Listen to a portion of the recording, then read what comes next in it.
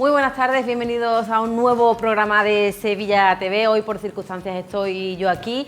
Vamos a empezar pues abriendo ese club de lectura que tanto nos gusta en este programa. Siempre pues tenemos ese pequeño hueco, ¿no? Bueno, un pequeño gran hueco pues para seguir promocionando a escritores, al final seguir extendiendo pues la escritura, la narrativa, la literatura española, que creo que es importante. Y hoy tenemos el caso, nos acompaña una escritora, Cristina Oñora. Buenas tardes, bienvenida. Hola, buenas tardes. Tenemos un libro que voy a pedir a mis compañeros, no sé si puede dar un plano detalle o tienen colas o...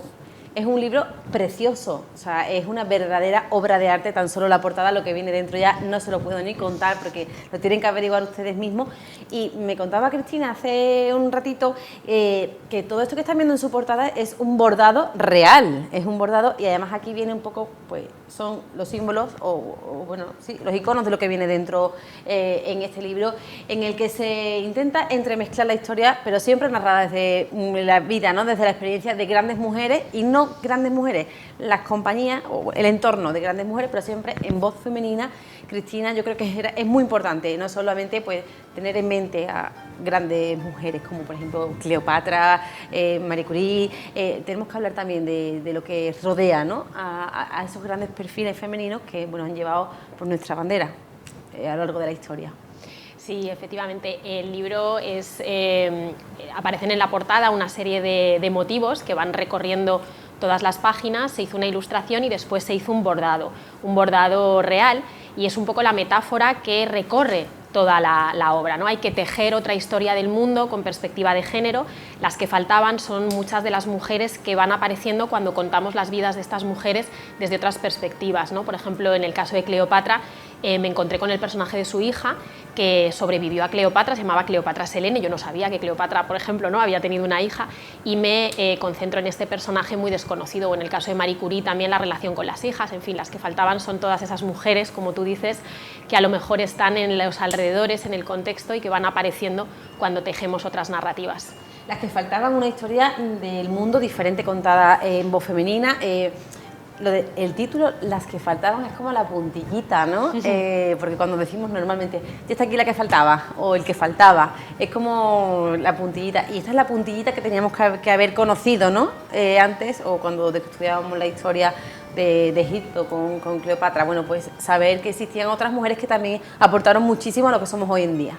Sí, y el título juega con esa expresión, ¿no?, tan polisémica, ¿no?, y tan divertida que tiene la lengua española, de las que faltaban, ¿no?, que es como un poco cuando ya no se puede más, ¿no?, lo que faltaba. Y ese es el tono con el que he querido escribir este ensayo narrativo: acercarme a 13 momentos de la historia de la humanidad cargados de significado, como puede ser Grecia, la cueva prehistórica, la Revolución Francesa, la Segunda Guerra Mundial, a través de vidas de mujeres, pero con ese tono también, con una cierta ironía, con un cierto humor, con una voluntad de llegar a un lector que también disfrute leyendo el libro, que aprenda de historia, que conozca vidas de mujeres, pero también que disfrute, que se ría, que sonría en las páginas de este libro. Precisamente quería preguntarte, Cristina, ¿qué es lo que se pretende enseñar con este libro? O sea, ¿qué mensaje quieres transmitir con las que faltaban? Bueno, este libro comienza un 8 de marzo de 2018, lo cuento en el prólogo, en la avenida Complutense, donde yo soy profesora, donde pude ver en la manifestación del Día de la Mujer una pancarta donde una alumna había escrito: no hay mujeres en mi temario de literatura, no hay mujeres en mi temario de literatura. Entonces yo lo que quería escribir era un libro desde la actualidad, desde la mirada de las que son hoy mis alumnas, que tienen 20 años, ¿no?, hacia estos personajes, algunos de ellos muy conocidos, pero planteándoles preguntas actuales, preguntas que están abiertas en los distintos debates de los feminismos.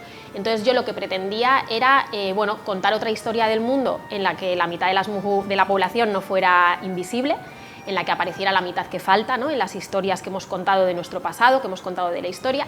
Pero también lo que quería era, de alguna manera, establecer un diálogo, ¿no?, con las miradas actuales, y acercarme a estos personajes desde esas preguntas. Por ejemplo, Marie Curie me sirve para plantear la pregunta de la conciliación familiar, ¿no? Tenía 2 hijas muy pequeñas, se quedó viuda. ¿Cómo hizo para ir al laboratorio, ganar 2 premios Nobel y al mismo tiempo criar a sus hijas cuando tenía muy pocos recursos económicos? Es una pregunta que podríamos plantear hoy, ¿no?, cualquiera de nosotras, ¿no? ¿Cómo lo has hecho, Marie Curie? Entonces, ese capítulo, por ejemplo, pues lo que pretende es debatir también sobre conciliación familiar a través de una figura como la de ella. Eso es lo que pretendes enseñar con este libro, pero yo quiero pensar y pienso y creo firmemente en el que habrás aprendido muchísimas cosas mientras escribías este libro, ¿no? Sí, además lo escribí durante la pandemia, este libro lo llevaba gestando más tiempo, pero empecé a escribirlo cuando comenzó el estado de alarma y me ha acompañado mucho, me ha encantado escribirlo, realmente me ha permitido sumergirme en las vidas de estas mujeres, me ha tenido muy entretenida estos años en los que había poca actividad y he aprendido muchísimo, muchísimo, y hay muchas anécdotas en el libro. Es un libro de historia, pero es una intrahistoria, una historia hecha de detalles. Yo vengo de la literatura, vengo de la filosofía, y entonces mi acercamiento a estos personajes es con los recursos también de la narrativa, con los detalles, y en ese sentido he aprendido muchísimo de ellas. Hablamos de la figura de mujeres importantes que han tejido nuestra historia, la historia de muchas mujeres. Hablamos, por ejemplo, de Cleopatra, Marie Curie. Hay un salto generacional brutal entre una y otra. ¿Cómo has conseguido tejer la historia de todas estas mujeres? Porque cada una tiene un momento, un estado, una época, ¿no? Eso ha sido la parte más difícil, pero también la que me ha gustado más, ¿no? El ensayo narrativo, que es el género al que pertenece este libro, permite justamente esa experimentación con la forma. No es un libro, digamos, de historia al uso, donde cada perfil sea estanco y haya una frialdad del dato, sino que trato de tejer una historia, narrar, ¿no? Un poco como si fuera una novela o como si estuviéramos viendo una serie de televisión en la que cada capítulo es uno de estos episodios, ¿no? Entonces, lo más bonito en realidad fue encontrar todos esos motivos que iban apareciendo. Hay una serie de elementos que de verdad aparecían en la escritura del libro, que se repetían de una historia a otra, personajes que se cruzaban, que en el mismo momento en el que Mary Wollstonecraft, por ejemplo, estaba escribiendo La vindicación de los derechos de la mujer, Jane Austen, que aparece en el libro, estaba escribiendo una historia de Inglaterra, que aparece también en mi libro, o el momento en el que Marie Curie visitó Madrid y estuvo alojada en la residencia de señoritas, era el mismo momento en el que Victoria Kent era nombrada directora de prisiones, y se estaban literalmente cruzando por las mismas calles. Entonces, pero se estaban cruzando en la realidad. En la realidad. O sea, que esto es una historia real. Claro, todas las historias que aparecen en el libro, aunque parezcan en algunos momentos noveladas, están basadas en una rigurosa investigación. El libro tiene al final 100 páginas de aparato crítico, bibliografía, es un trabajo hecho desde la academia, pero eso es realmente lo interesante, cómo la historia real muchas veces supera a la propia ficción, y es lo que he intentado también en el libro para volver atractivos también estos episodios para el lector. Bueno, decías, ¿no?, que ha habido un arduo trabajo de investigación para poder escribir este libro, como cuál, por ejemplo, ¿dónde te has dirigido para conocer que, bueno, todo lo que cuentas en tu libro? ¿Cómo has llegado a esos puntos en el que se entreconectan todas las historias? O sea, que hay mujeres en distintos puntos del mundo que están trabajando por y para lo mismo, y que el día de mañana van a ser mujeres importantes, bueno, pues en la historia. ¿Cómo lo has conseguido? ¿Qué has buscado? ¿Qué has visto? Bueno, lo que yo he tenido que buscar son también lugares que no están a lo mejor dentro de lo que llamamos el canon, o que no son el tipo de documentos que los historiadores tienden en líneas generales, ¿no?, tienden a contemplar. Yo me he ido un poco también a documentos que están más en los márgenes, en las periferias. Por ejemplo, en el caso de Jane Austen, pues en lugar de sus obras de madurez, que conocemos mejor, sus novelas, pues he prestado atención a las obras de juventud, las que escribía con 15 años, simplemente para divertirse con su hermana Cassandra. O en el caso de Marie Curie, pues en lugar de leer pues, solamente, que también lo he hecho, claro, historias de la ciencia donde se recuperen sus investigaciones, pues el epistolario maravilloso que tiene con sus hijas, que es una obra preciosa, sus propios escritos autobiográficos. Entonces he intentado también pues, buscar, ¿no?, de alguna forma en todo eso que parece que no forma parte de la historia con mayúsculas, como son diarios, cartas, anécdotas, y tratarlas de entrecruzar. Me he basado en las últimas biografías que se han escrito sobre estos personajes, está todo citado, también mucha bibliografía que atendiera a distintos aspectos de los debates del feminismo, y finalmente para el capítulo de la residencia de señoritas pues he podido consultar el archivo de la residencia de señoritas, que está en Madrid, que se encuentra en Madrid en la Fundación Ortega y Gasset.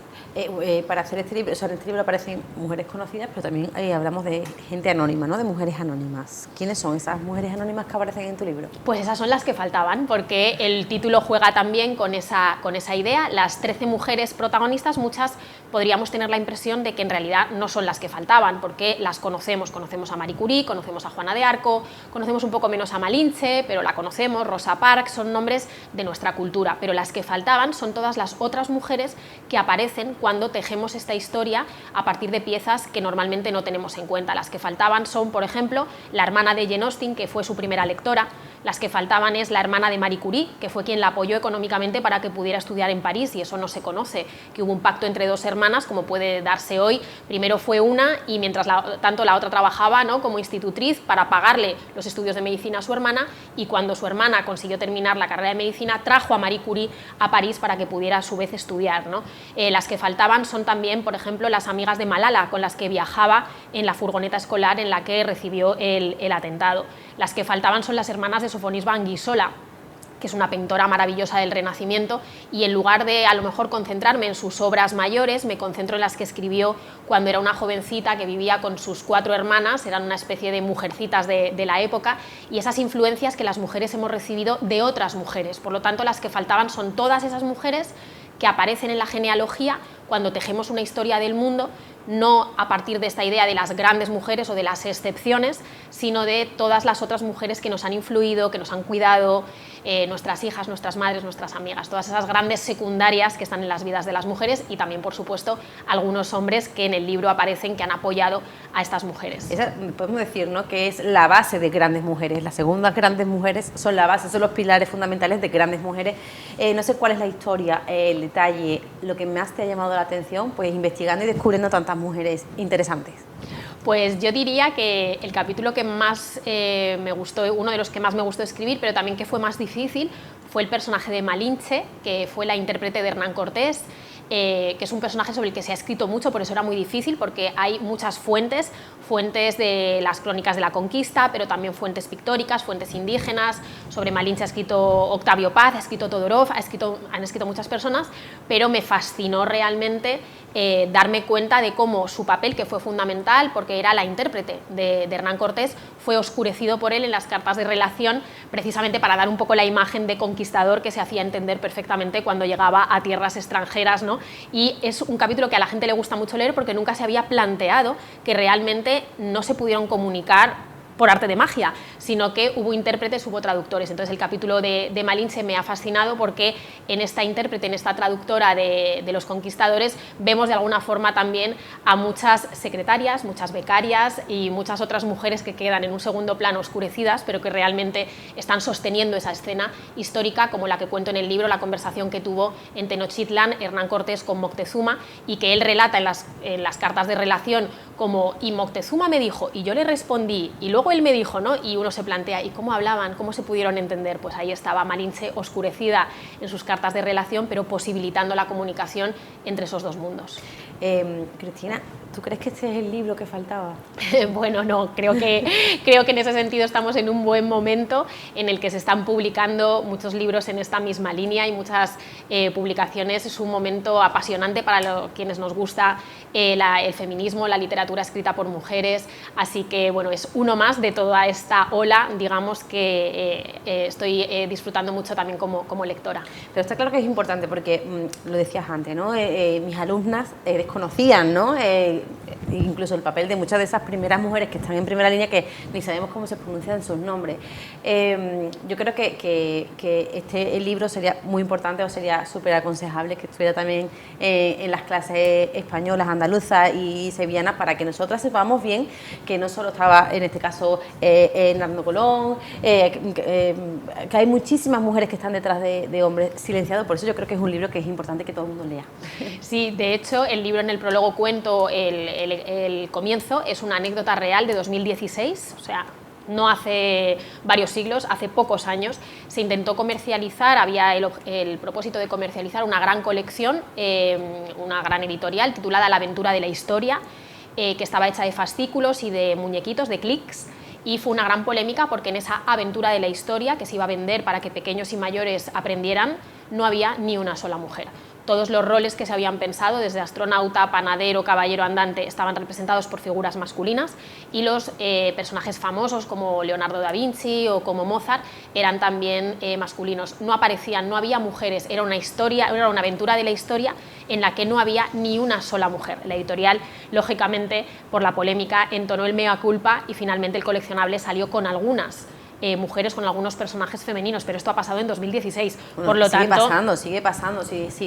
Muchos de los niños pequeños, o bueno, incluso yo, que verás que tampoco soy tan mayor, pero bueno, tengo 34 años y es verdad que echas la vista atrás y son todos nombres de hombres los que figuran en el colectivo, los que estudiamos en las clases de historia, pero claro, nos falta mucho más contenido, nos falta mucha más historia, nos falta mucha más cultura de lo que han hecho las mujeres, conocimiento de que hay muchas mujeres que han hecho cosas importantes por España, porque estemos hoy aquí en día, porque tengamos nuestros derechos, muchas mujeres que han muerto y nosotros lo desconocemos, no lo aplicamos en el día a día. Sin embargo, esas figuras de hombres que tenemos ya conocidas y sabidas y más que escuchadas, sí. Claro, y también faltan pintoras en los museos, ¿no? Faltan autoras, faltan en las historias de la ciencia, en muchos lugares. Por eso es un momento también en ese sentido apasionante, porque hay mucho por hacer, hay muchos nombres que descubrir y se ha contado una historia del mundo en la que falta la mitad de la población. Por lo tanto, hay muchas historias que podemos encontrar. A mí una cosa que me ha llamado mucho la atención al escribir este libro es que no he tenido que hacer una gran investigación para encontrarme todas estas historias que parecen que superan a veces la ficción. Cuando digo que no he tenido que hacer una gran investigación, me refiero a que todas estas mujeres, sus aportaciones, sus contribuciones están. Solo hay que tirar del hilo, solamente hay que interesarse, prestar atención, cambiar la mirada, desviarla hacia otros lugares, preguntarse por qué no hemos colgado en las paredes de nuestros museos, por ejemplo, los bordados, porque consideramos que las producciones artísticas femeninas muchas veces van asociadas a una idea de arte menos serio o menos elevado, cuáles son los valores a partir de los cuales hemos estructurado un canon literario. Entonces, en realidad está todo ahí y lo que hay que hacer es prestarle, creo que atención y, bueno, pues incluirlo, ¿no?, en nuestras historias del mundo y en las historias que nos contamos. Mira, justo ahora estábamos hablando con los compañeros porque en estos días se están examinando los niños de selectividad, sí, y recordábamos cómo fue nuestra selectividad. Sí. Y claro, en el examen de filosofía, sí, tú estudiabas a los filósofos. La única mujer que estudiábamos era María Zambrano. Sí. No había nadie más, luego estaba Platón, Descartes, Ortega y Gasset, más, solamente pensaba María Zambrano. O sea, que falta, o sea, y eso pasa hoy en día porque la opción sigue siendo la misma. O sea, es terrible porque cuando aparecen las mujeres, como le pasaba a Marie Curie cuando le hicieron la foto con todos los premios Nobel alrededor, que reproducimos en el libro, están solas, ¿no? María Zambrano, en una historia de la filosofía, donde encima es la única que parece que pensaba, pero además pensaba sola, ¿no?, porque no había otras, ¿no? Y es terrible, hay que incluir en los... Me estaba acordando que mi programa de filosofía, que a mí me encantó esa asignatura, me encantó el profesor que la impartía, y él sí que nos hablaba, ¿no?, de mujeres como Hannah Arendt, como Simone Weil, ¿no?, que aparecen en mi libro, Wollstonecraft. Entonces hay muchas pensadoras, la historia de la filosofía, claro que ha estado también protagonizada por mujeres como Zambrano. Zambrano no estaba sola, estaba en una generación de mujeres, ¿no?, las pensadoras y las artistas, las creadoras, las intelectuales de la Segunda República, y presentarnos a las mujeres como excepciones es un error también, porque parece que sería casi imposible repetir ese milagro, ¿no? Y cuando tejemos una historia y aparece la genealogía, las mujeres aparecen en compañía, aparecen las que faltaban, que son, como en el caso de María, que era una gran amiga también, por ejemplo, de Maruja Mayo, que es una pintora que a mí me gusta mucho, pues aparecen sus amigas, aparecen sus hermanas, aparece, bueno, pues todo el entorno, ¿no?, que al final es el que sostiene a estas mujeres y a los hombres, ¿no?, el que nos sostiene. Está claro que aún nos queda muchísimo por hacer para intentar, para conseguir incluir a todas esas mujeres, las que faltaban, en los libros de texto de los colegios y de las universidades, ¿no? Sí, cada vez empieza a ser más un requisito, ¿no? A la hora de plantear materiales escolares se debe incluir a las mujeres. Pero claro, no incluirlas al final del capítulo o en una esquinita, ¿no?, en un recuadrito, sino, bueno, hay que hacer todo un esfuerzo, y ahí yo creo que también la colaboración con la investigación, con las universidades, pues tiene que ser estrecha, ¿no?, para no solamente que aparezcan los nombres, sino que haya verdaderamente un esfuerzo para poner en valor lo que es la contribución de la mitad de la población a la historia de la humanidad y que no volvamos a estudiar una historia del mundo en la que falta la mitad. Y también es importante, hay algo que me ha gustado mucho, es que no somos una excepción, o sea, los casos de esas grandes mujeres no son excepcionales, hay que tratar con naturalidad el que haya una mujer embarazada en una oficina, que haya una mujer ocupando un alto cargo directivo o que haya más mujeres ocupando altos cargos directivos que hombres. Debemos de intentar asumir que todo eso es parte del desarrollo social y que somos eso, la mitad de la población, que tenemos los mismos derechos que el resto y que sea todo natural, ¿no? Y que lo asumamos como algo normal.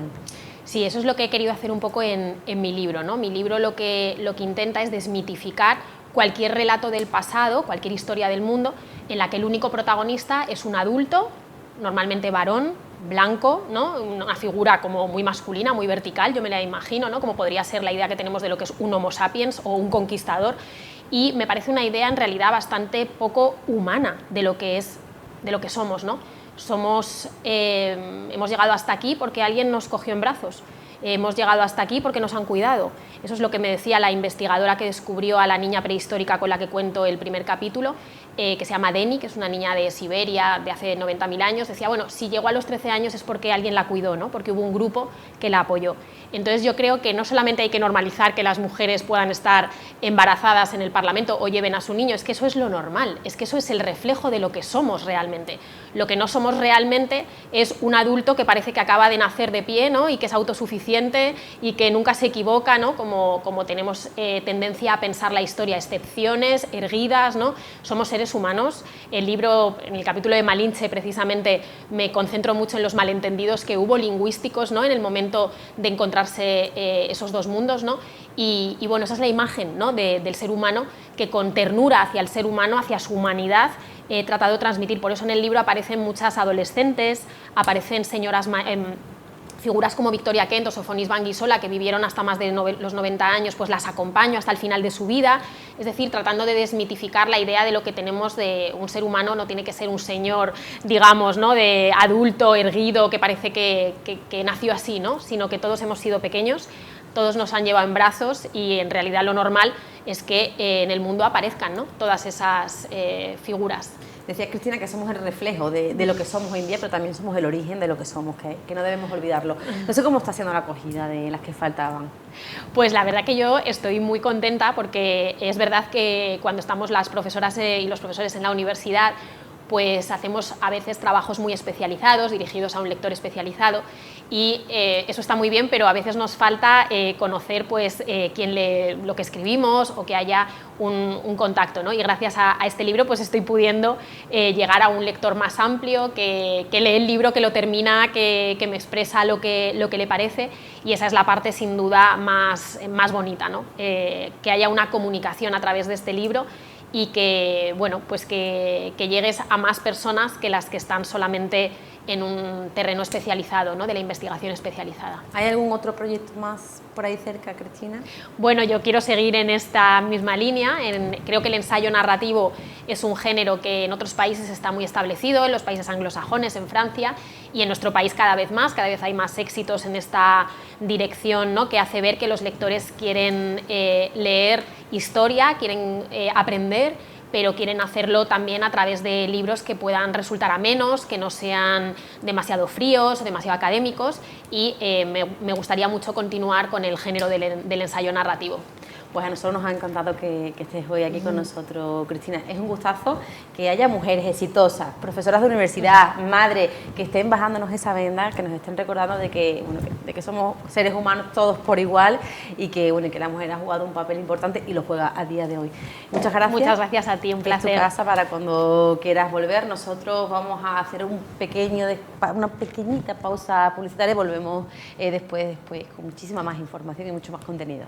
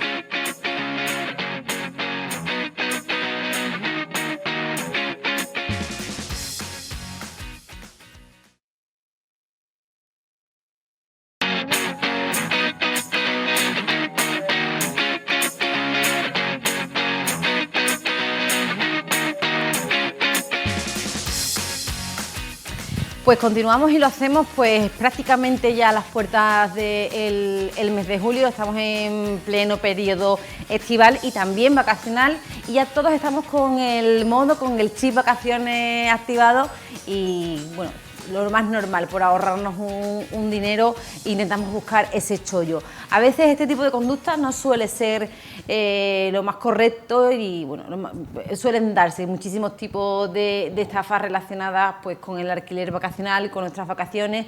Los estafadores suelen utilizar pues estas ganas que tenemos todos de irnos de vacaciones pues para sacar algún tipo de beneficio. Nosotros en el día de hoy nos hemos propuesto firmemente en hacerles llegar a sus casas pues algunos consejos para evitar que sean estafados durante sus vacaciones o más bien en la organización de sus vacaciones, y por eso hemos traído hasta el plató de Sevilla TV a José Carlos Cutiño, que es el delegado de Andalucía y de Sevilla de la OCU. Buenas tardes, bienvenido José Carlos. Hola, buenas tardes. ¿Qué tal? Decíamos que estamos todos buscando el chollo de cara a organizar nuestras vacaciones de verano y esto entraña importantes riesgos. Efectivamente, el poder contratar a través de las plataformas en Internet, pues desde luego nos ha facilitado mucho la cosa, nos ha abierto la ventana a una oferta tremenda, podemos ahorrar dinero y podemos encontrar cosas que no íbamos a encontrar por otros sitios, pero también es cierto que ha provocado nuevos riesgos, riesgos importantes, que van desde la simple frustración de nuestras expectativas cuando llegamos y vemos que aquello que nos han alquilado pues no es exactamente lo que pretendíamos o no está donde pretendíamos o no está en las condiciones que nos vendían, hasta encontrarnos con que o no existe o no es el dueño quien nos lo ha alquilado o simplemente ha utilizado este canal para obtener determinados datos para poder cometer fraude online por otras vías. Está claro, José Carlos, que el tipo de estafa más habitual en el verano, en el periodo de vacaciones, es la estafa en el alquiler vacacional, ¿no? Cuando nosotros intentamos buscar una casa, un hotel incluso, ¿no?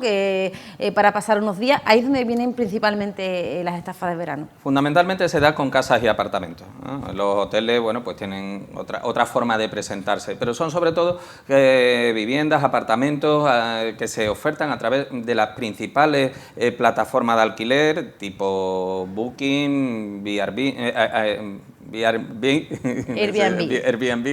Es decir, realmente estamos ante esas que en muchas ocasiones quien parece estar detrás es un particular, no estamos hablando normalmente de empresas, sino que se trata de supuestos particulares que ofertan un producto que si no contrastamos suficientemente pudiera ser un producto falso. Normalmente son ofertas que presentan unos precios muy atractivos, que realmente si lo miramos objetivamente, parecen mentiras. Es decir, nosotros solemos decir que si una oferta parece mentira, probablemente es porque lo sea, ¿no? Y en muchos de estos casos utilizan el gancho de un precio muy competitivo para engatusar al potencial arrendador y además para presionarle para que tome decisiones de manera muy acelerada, para que haga disposiciones, transferencias de datos, etcétera, de manera muy rápida para que ni siquiera se plantee qué es lo que le están ofreciendo, qué es lo que le están poniendo por delante.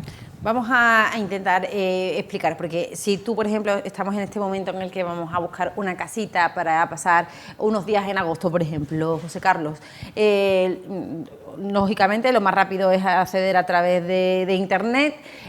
¿A qué debemos estar atentos para intentar detectar a tiempo un fraude o una estafa? Bueno, hay determinadas señales que son importantes, es decir, cuando solo se puede contactar con el propietario a través de un determinado teléfono, de un correo electrónico, de un WhatsApp, no existe ninguna otra forma de identificarlo.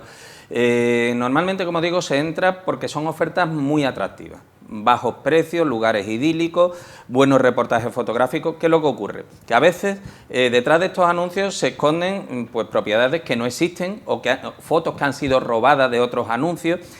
¿Qué es lo que deberíamos de hacer cuando vemos una oferta que nos seduce especialmente y que vemos especialmente llamativa y con pocos datos, ¿no?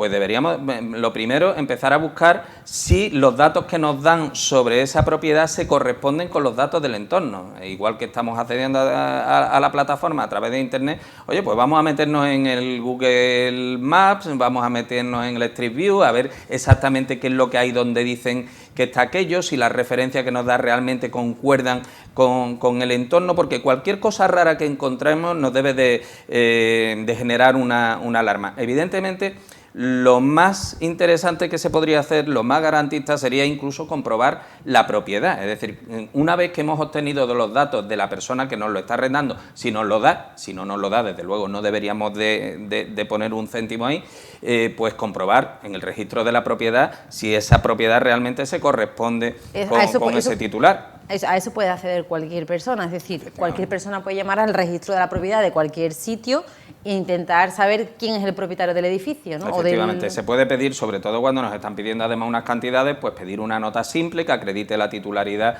de la propiedad. Debemos de tener mucho cuidado con esto y también debemos de tener cuidado con los canales que nos ofrecen tanto de contacto como para cerrar el contrato como para pagar. Porque a veces no se trata ni siquiera de sacarnos el dinero, a veces lo que se está procurando es que demos datos sobre nuestras cuentas, que le proporcionemos una copia de nuestro DNI, es decir, con estas cosas hay que tener mucho cuidado porque esos datos sí pueden ser utilizados luego para cometer fraudes mucho mayores, es decir, no ya pillarnos el dinero de una señal o de un alquiler, sino realmente poder acceder a nuestras cuentas. Está a la orden del día, cada vez son más habituales los fraudes bancarios cometidos a través del acceso a nuestras tarjetas, a nuestras cuentas, etcétera, y por lo tanto hay que tener una especial precaución a la hora de facilitar cualquier tipo de documentación, información bancaria, documentación identificativa personal, etcétera. Hay que estar muy precavidos, exigir que se identifique quién es la otra parte y una cosa muy importante,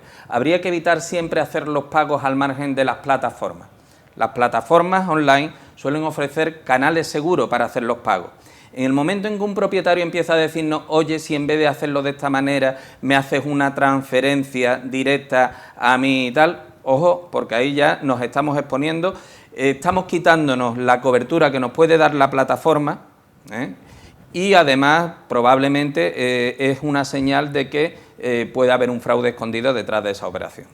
En el supuesto caso, que Dios no lo quiera, pero bueno, que puede pasar, que acabemos siendo víctimas o caigamos en la trampa, ¿no?, de estos estafadores, ¿cómo debemos actuar? Normalmente, si estamos hablando de una estafa, lo primero es presentar una denuncia en una comisaría de policía. Nos podemos encontrar que llegamos a destino, la vivienda no existe, podemos encontrarnos con que está ocupada, con que el propietario es otro. Es decir, este tipo de situaciones evidentemente siempre hay que denunciarlas a las autoridades policiales. Si simplemente nos estamos encontrando con una situación en la que, bueno, pues nos podemos encontrar con que el apartamento no es, o la casa no es exactamente lo que nos habían ofrecido, la distancia, la ubicación no era como nos la habían pintado, ahí estaríamos hablando más bien de un incumplimiento de contrato, no estaríamos hablando de un ilícito penal. Que de las dos cosas se suelen dar en esta época del claro, año. Que tanto... estamos hablando de distintas escalas del fraude, estamos hablando desde lo que es una estafa pura y dura, es decir, pillarte el dinero cuando no hay nada detrás, o conseguir tus datos para estafarte por otra vía, cometiendo fraudes bancarios, online, etcétera, y luego lo que son simplemente pues frustraciones de nuestras expectativas. Ni la casa está tan limpia, ni está tan bien situada, ni es tan grande, ni tiene los servicios que nos habían ofertado. Ahí estaríamos hablando de ilícitos de tipo civil, ¿no?, que habría que reclamar a través, bueno, pues de la denuncia a las autoridades turísticas, por ejemplo. Si estamos en España, las comunidades autónomas son bastante cuidadosas con el tema del registro de los apartamentos turísticos y tal, y cualquier denuncia que presentemos va a provocar una inspección en ese establecimiento, en ese apartamento, ¿no? Por lo tanto, para ese tipo de cuestiones la denuncia administrativa es suficiente. Si estamos hablando de estafa, siempre juzgado de guardia, comisaría de policía, y ojo, si estamos hablando de que nos pueden haber pillado datos personales, que nos pueden haber pillado números de tarjetas de crédito, copias de nuestro DNI, escáner, que están tan fáciles de utilizar, ahí incluso sería conveniente ponernos en contacto con nuestro banco y advertir de que esto se ha producido para que nos asesoren de cómo proceder. A veces incluso sería conveniente incluso cancelar una tarjeta de crédito o bloquear una cuenta corriente. José Carlos, esto en relación, en este caso, a los alquileres vacacionales. Nosotros hemos salido a la calle de Sevilla, que lo solemos hacer mucho en este programa, pues a preguntarles a todos los sevillanos si en algún caso han sido estafados, cómo suelen contratar sus vacaciones, y esto es lo que nos han contado. Se acerca ya el mes de julio y con él llegan ya el tiempo de las primeras vacaciones. Por eso hoy en Sevilla Te Oye los lanzamos a la calle pues para conocer la opinión de los sevillanos. ¿Tienen ya preparadas sus vacaciones? ¿A través de qué aplicaciones o páginas web realizan sus reservas? ¿Han tenido alguna vez alguna mala experiencia con este tipo de reservas? Nos venimos a la calle, escuchamos Sevilla Te Oye de cara ya al verano. Sí, las tengo ya un par de destinos en mente. Sí, está todo preparado ya. De hecho, estamos finalizando las vacaciones. Nos vamos para Salamanca en breve. No, Roquetas, ahora aquí en Sevilla. Y ahora estamos en Sevilla. Pues la verdad que sí, viene la calor y con la calor hay que irse un poco a la playa. Sí, todo previsto. A la playa de la Antilla. Sí, la verdad que cogí las vacaciones con tiempo para que saliera más barato y eso, y tengo ya todo solucionado para el verano. Bueno, pues esperamos que bien, ¿no? Porque la verdad es que como el tema de la economía tal y como está, el encarecimiento de los precios y demás, no está siendo fácil encontrar un destino de vacaciones. Hemos hecho por Airbnb, hemos estado en el puerto de Santa María una semana y ahora de subida hemos parado aquí y ahora subiremos para casa.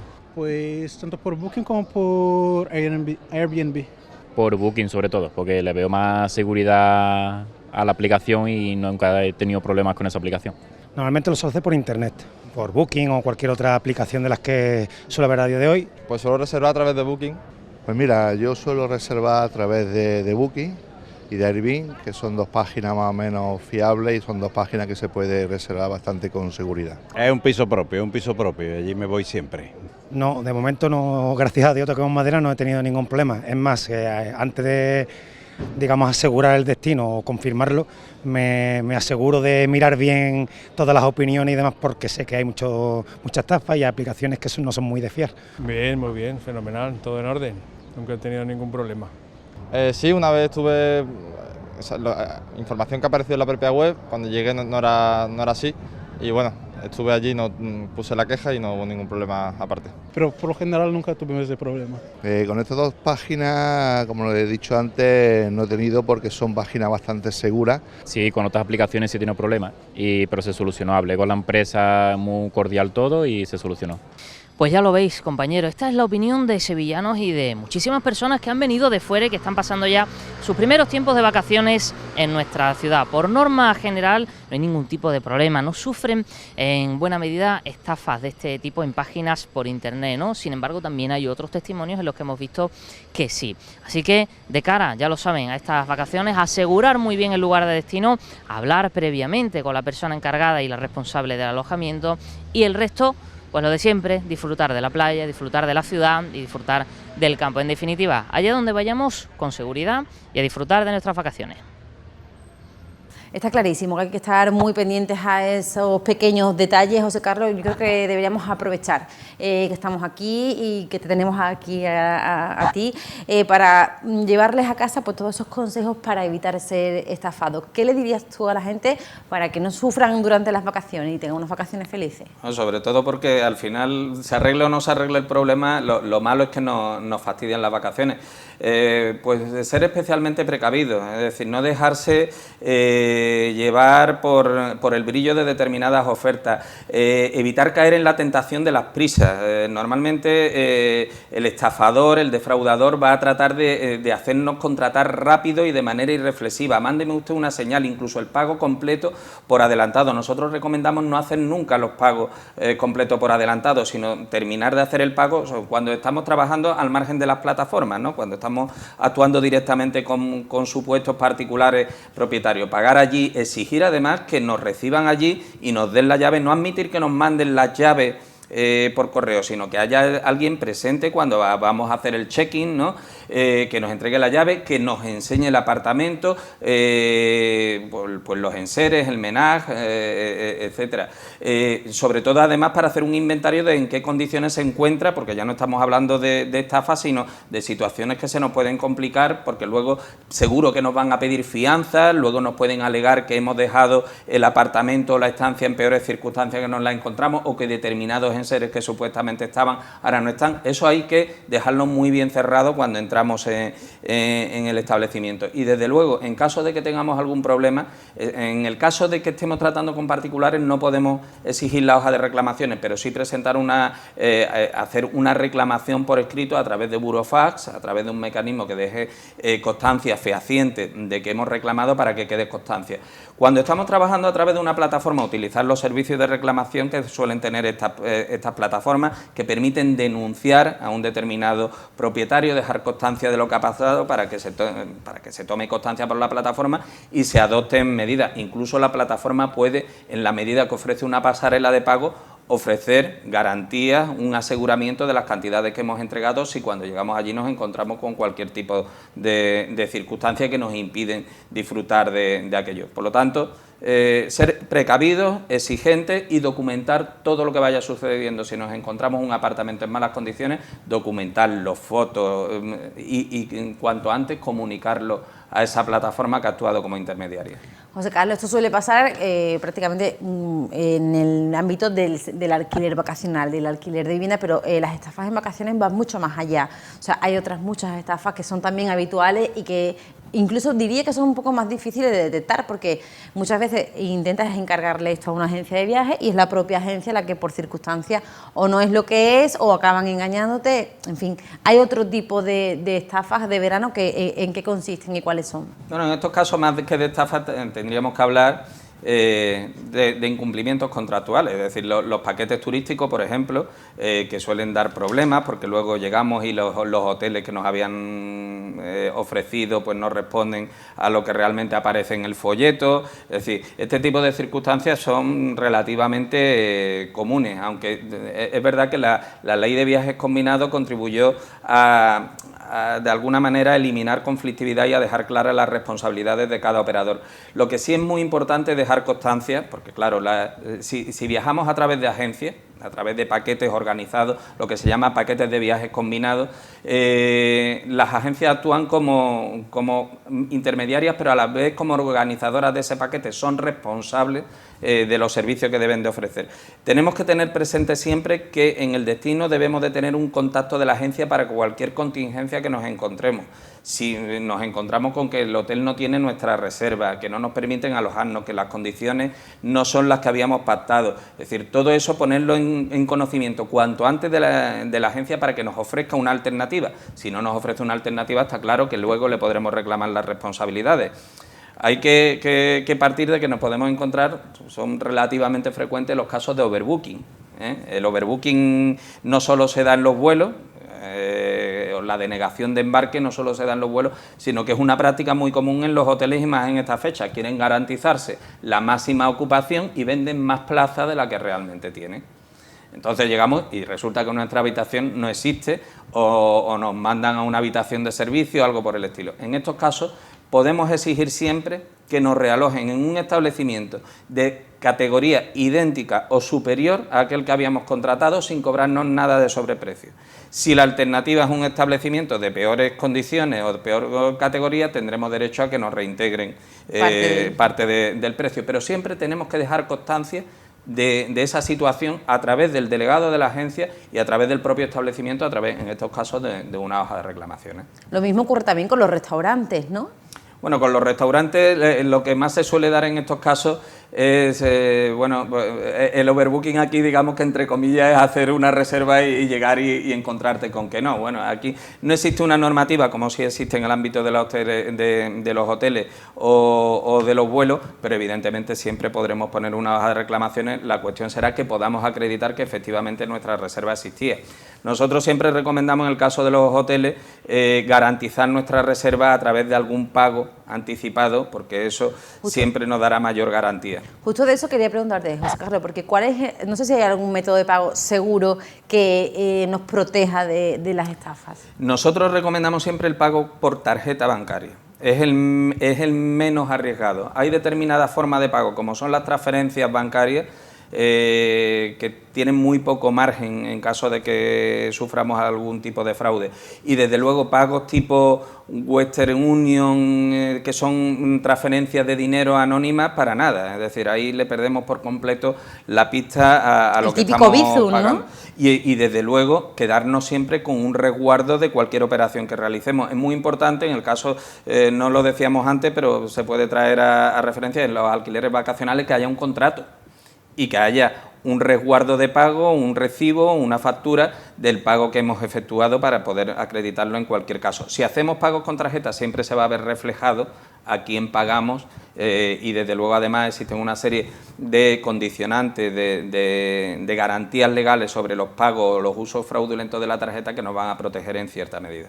José Carlos, no sé si es el verano, el periodo estival y vacacional, la época en la que más estafas se dan, o en la época en la que los estafadores suelen campar un poquito más a sus anchas e intentar sacar más beneficios. Evidentemente en estos ámbitos sí, aparte veranos como este en el que hay una especial necesidad, ¿no? Después de 2 años de pandemia, la demanda de vacaciones ha sido tremenda y está provocando que la oferta pues prácticamente no dé abasto. Esto puede provocar que a veces bajemos la guardia con tal de conseguir una reserva, un viaje, una estancia que no queremos perder, y ahí podemos ser especialmente vulnerables a cualquier tipo de fraude. Por lo tanto, este año yo diría que hay que estimular un poquito más ese sexto sentido para darnos cuenta de cuando, lo que decía antes, ¿no? Algo que parece mentira probablemente lo sea. Y además también teniendo en cuenta que obviamente el hotel es mucho más caro, siempre es la alternativa más cara a un piso de alquiler, y tendemos siempre eso, buscar lo más barato, y es ahí donde está la trampa, donde está el peligro, ¿no? Nosotros siempre, desde la perspectiva de Oculo, lo importante es que haya mucha competencia, que la competencia siempre termina beneficiando al consumidor, y por lo tanto que haya una oferta muy amplia, que haya hoteles, hostales, camping, apartamentos turísticos, albergues, etcétera, etcétera. Cuanta más variedad, mejor para el consumidor, más competencia hay y debe de beneficiarle en los precios. El problema es que estamos en un año especialmente caro. El último dato que ha salido hoy de inflación, estamos hablando de una inflación de más del 10%. Esto se va a reflejar en el coste de las vacaciones, y la alta demanda y la escasa oferta para cubrirla también se va a reflejar, con lo cual no vamos a poder encontrar en general los precios más elevados. Ahí es donde hay que tener especial cuidado, porque quien venga tirando los precios, cuidado, porque puede haber algún gato encerrado detrás. José Carlos, no sé si para terminar esta entrevista me gustaría no solo el alquiler vacacional, vamos a intentar dar consejos, ¿no?, para tener un verano seguro, que creo que es importante, que estamos todos deseando pasar las vacaciones para estar tranquilos y relajados, y al final pues una tontería o buscar el precio más barato te puede destrozar las vacaciones. Para todos aquellos que están pendientes, que están esperando, que están buscando, que están organizando su verano en todos los aspectos y en todos los sentidos, ¿cómo lo pueden hacer de forma segura?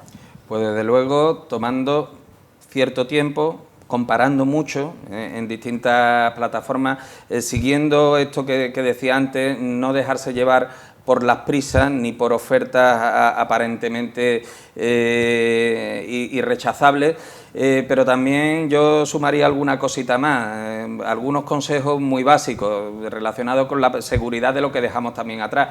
Ojito con las redes sociales, no vayamos publicitando cuándo estamos y cuándo no estamos en casa o lo lejísimos que estamos de casa. Cuidado también con el tema del transporte. Vamos a tener un verano calentito en los aeropuertos y con algunas aerolíneas que tienen ya convocadas huelgas. Vamos a asegurarnos de que nuestros vuelos realmente se llevan a cabo, de que no vamos a tener problemas con los transportes, con los enlaces, etcétera.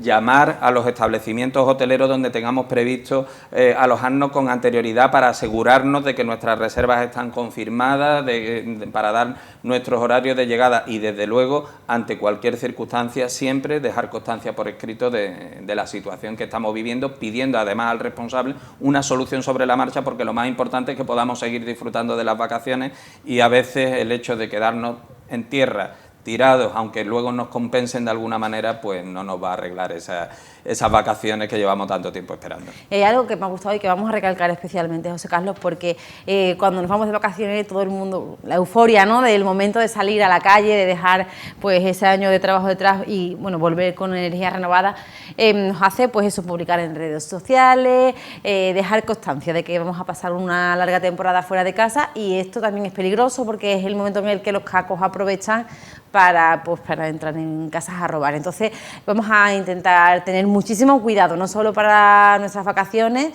para donde vamos, sino también para dejar un poco protegido de donde venimos. Muchísimas gracias, José Carlos, por acompañarnos un día más. Gracias a vosotras, un placer. Bueno, pues esperamos de corazón que tengan un verano seguro, unas vacaciones totalmente tranquilas. Nosotros nos despedimos por hoy y volvemos mañana con muchísimo más contenido. Muchísimas gracias y que pasen una feliz tarde.